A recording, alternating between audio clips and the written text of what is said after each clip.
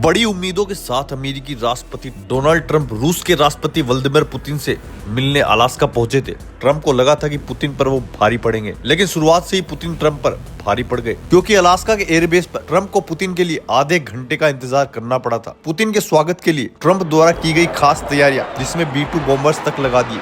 B-2 bombers आसमान में जब दहाड़ रहे थे, तब पुतिन और ट्रंप जमीन पर हाथ मिला रहे थे। ये दमदार तस्वीर पूरी दुनिया देख रही थी। रूस और अमेरिका के राष्ट्रपतियों की मुलाकात शायद इतनी भव्य ही होनी चाहिए, लेकिन उस नैतिक मूल्य का क्या हुआ जिसका ढिंडोरा पिछले 3 सालों से अमेरिका पीट रहा था, जिस यूक्रेन को पिछले 3 सालों से लगातार वादों के जरिए अमेरिका उम्मीद देता रहा। ट्रंप की किरकिरी इसलिए भी हो रही है क्योंकि वो पुतिन के आवभगत में पूरी साजो सम्मान और तैयारियों के साथ अमेरिका की ताकत को झोंकते हुए नजर आई। उन्होंने अपनी शक्ति प्रदर्शन में कोई भी कमी नहीं छोड़ी। शायद रूस और व्लादिमीर पुतिन को वो एक मैसेज देना चाह रहे थे। प्लेन से उतरने के बाद पुतिन और ट्रंप एक ही कार में बैठकर मीटिंग मेन्यू की ओर चले गए। अमेरिकी राष्ट्रपति डोनाल्ड ट्रंप और रूसी राष्ट्रपति पुतिन ने अलास्का में 3 घंटे तक यूक्रेन युद्ध पर चर्चा की, लेकिन अंतिम समझौता नहीं हुआ और पुतिन को खाली हाथ ही लौटना पड़ा, क्योंकि ट्रंप अलास्का में हुई इस बैठक में रूस और यूक्रेन के बीच सीजफायर नहीं करा पाए। लेकिन बैठक के बाद ट्रंप ने कहा, वैसे हमारी कई मुद्दों पर बात हुई जिन पर हम आगे की बातें जारी रखेंगे। इस बैठक के बाद मैं नाटो के नेताओं के साथ बात करूंगा।